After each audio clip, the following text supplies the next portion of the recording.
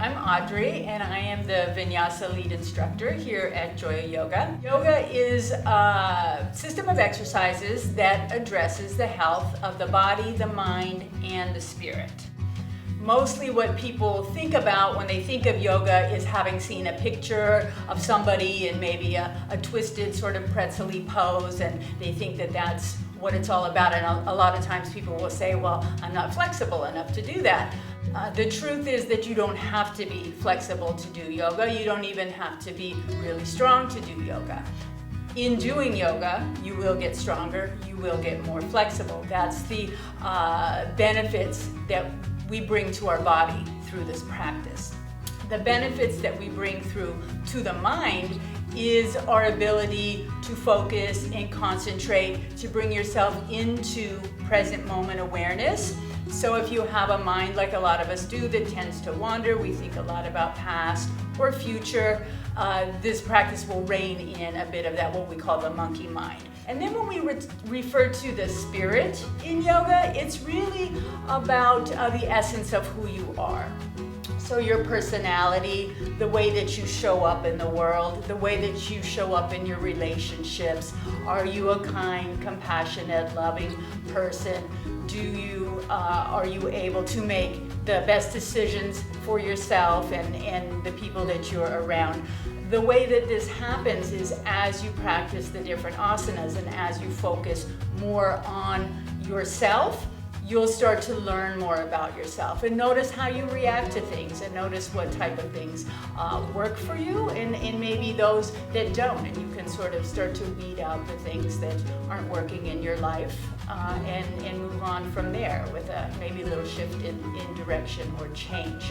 Most of the postures that you will see in yoga classes in different styles or traditions or types of yoga, you're going to see those same postures. Sometimes they come by different names, but for the most part, they're the same postures. And they've said there's some 8,000 something variations of the different postures, which is important to know because if you're maybe not strong enough or not flexible to do a certain thing, there's always a way to modify that. In that same respect, if you're looking to do a little bit more, there's always ways that you can level up what you're doing. So yoga is wonderful in that respect, in that it meets you exactly where you are. So that takes us back to anybody can do this practice of yoga. Now, in beginning, it's best to start a little bit slower maybe and just notice how your body reacts to doing these certain things. Beginner classes, or we have an online beginner series that we highly recommend for you to start with, and then you'll get the basic understanding of the postures. What we offer here a lot at Joya, in addition to so many other classes and types of yoga, are a lot of vinyasa classes. Now, vinyasa classes are a little more active form of yoga. So we do hold the poses and work in those poses throughout the class, but there's also a lot of movement, and the movement is connected by the way that we breathe. So it's a very conscious way of breathing and moving, and it all works into the system of flow. We call it a flow. You're flowing in the practice. That, for a lot of people, takes a little bit more work and understanding. You want to make sure you're inhaling and exhaling at the correct times. And in addition to that, there's something that we do in pretty much all vinyasa classes, where we have a little sequence of poses that we do. You come into a plank pose from down dog, you lower down in a really strong upper body and core pose called chaturanga. You come into a back bend, and there's a couple different options for that, cobra or up dog, and then you take it back into downward facing dog. That in itself takes a little bit of learning in order to feel that you're doing it correctly. So that, again, if you go to the beginner series, you can find out more about that and actually practice it yourself. That's in the 4th session. So I teach you in the beginner series, here's these yoga poses, here's here's stuff you'll see everywhere, and then here is what is specific to the vinyasa practice. I encourage you to go to that 4-part beginner series and look at session 4 specifically for how to do that vinyasa part through the chaturanga and all of that. It's also really important to know that In Vinyasa classes, specifically here at Joya, each teacher will sequence their own class their own way. So they might have a specific theme or an area of the body or a type of pose that they're focusing on for that class, but you'll find a different offering through different teachers and different classes, so that it's important for you to maybe explore a bit.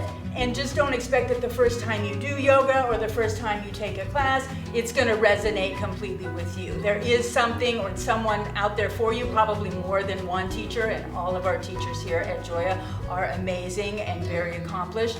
But sometimes it's just, you know, we vibe more with some people than we do with others. So explore and try different teachers, different classes, different types of yoga.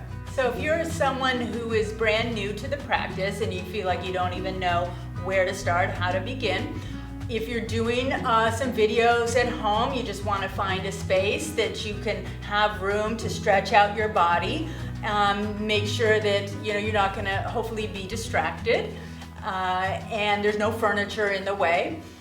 You want to not eat a lot before you practice, so you don't want to interfere with the digestive system. Also, it's hard to move when your body's digesting food. So rule of thumb is a small meal a couple of hours before you practice, and a full meal maybe 3 to 4 hours before. You don't want to really eat right before you practice. You want to wear clothes that you can move easily in, and you'll be barefoot. And you'll want to have a yoga mat. Now, yoga mats are a little bit different than the exercise mats that you'll find. A lot of the exercise mats that you find are fairly thick, like ½ inch or maybe more, and they're kind of foamy. Those are really difficult to balance on. They might feel real good, cushiony for you, but they're not ideal yoga mats, and they're not always as sticky. So you want to look for a sticky mat. You can buy them online. Lots of stores have them, and the price ranges anywhere from $10 on up. So find one that works for you. Maybe you don't invest a whole lot at first. Once you decide this is a practice that you want to do long term, I would suggest spending a little more, getting a quality mat.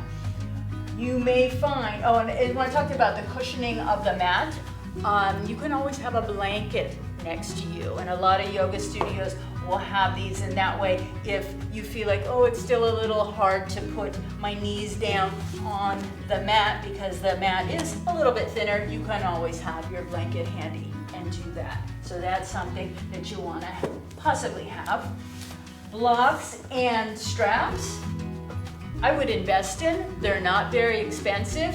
You can use them if you need, say you have a difficult time reaching the floor when you fold over. It's kind of like bringing the floor to you. So you get a little assistance from them for the modified area, but you can also use them to go deeper into poses too. So there are types of yoga and people who practice yoga that use the props not just because they need a little more support, because they want to really expand on the pose. So they're good to have, and I would recommend the 4-inch wide blocks. The other ones are thinner, they're not as stable.